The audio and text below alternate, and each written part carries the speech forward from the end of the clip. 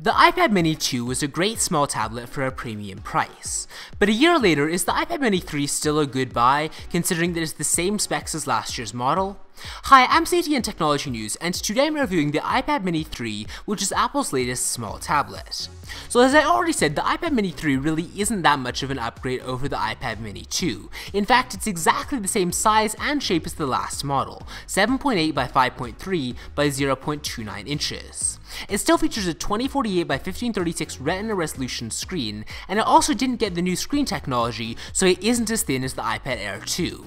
Internally, it's the same story. You've still got the 64-bit A7 CPU and M7 Motion coprocessor, which is a pretty big step away from the A8X processor and the M8 coprocessor found in the iPad Air 2. The cameras are also unchanged. You've still got the same iSight camera on the back and the same FaceTime camera on the front. So at this point, you're probably asking yourself, what has changed in the iPad Mini 3? So far, it seems like Apple's just keeping the same specs as last year's model and just re-releasing the same tablet a year later. Well, aside from the new gold color option, which as you can see looks pretty nice, the only new change in the iPad Mini 3 is Touch ID. Now, this is a pretty great feature. I mean, it's a real pleasure to register fingers and then unlock your device with a press and then a touch to unlock. You can also use Touch ID to buy apps and make in-app purchases. Also, with iOS 8, Apple's extending the utility of Touch ID to where third-party developers can access it, although there aren't that many Touch ID apps right now, and right now this feature does seem like a bit of a novelty. Now, the iPad Mini 3 also does support Apple Pay for in-app purchases, so you can actually use Apple Pay and Touch ID to even book a room like Hotel Tonight. But the question you've got to ask yourself is, how much is Touch ID worth to you? The iPad Mini 3 starts at $399 for the 16GB Wi-Fi only model and scales all the way up to $729 for the Wi-Fi plus LTE 128GB model.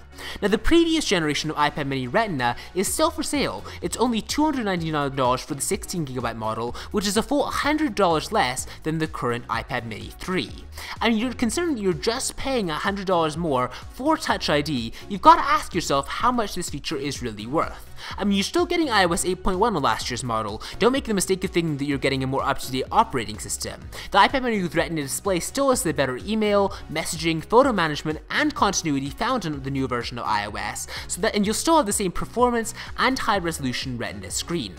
I mean, if you're not going to go the full distance and just get an iPad Air 2, I can't see that much reason to get an iPad Mini 3. I mean, I guess if you're buying into Apple products for the first time and you want a smaller tablet with the newest specs and the newest hardware, I guess the iPad Mini 3 would sort of make sense, but unless you really crave the color gold or you really want Touch ID, there's just not that much reason to go out and buy this device. There are a lot of great other alternatives out there, and you could even get the Nexus 9, which is the same price, $399, but offers a more full-featured experience and more high-end specs.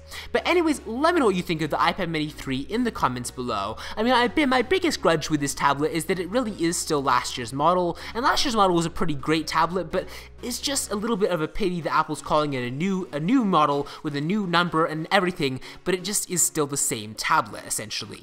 Anyways, give me your opinions in the comments below. As I already said, give this video a thumbs up if you enjoyed it, and I will see you next time.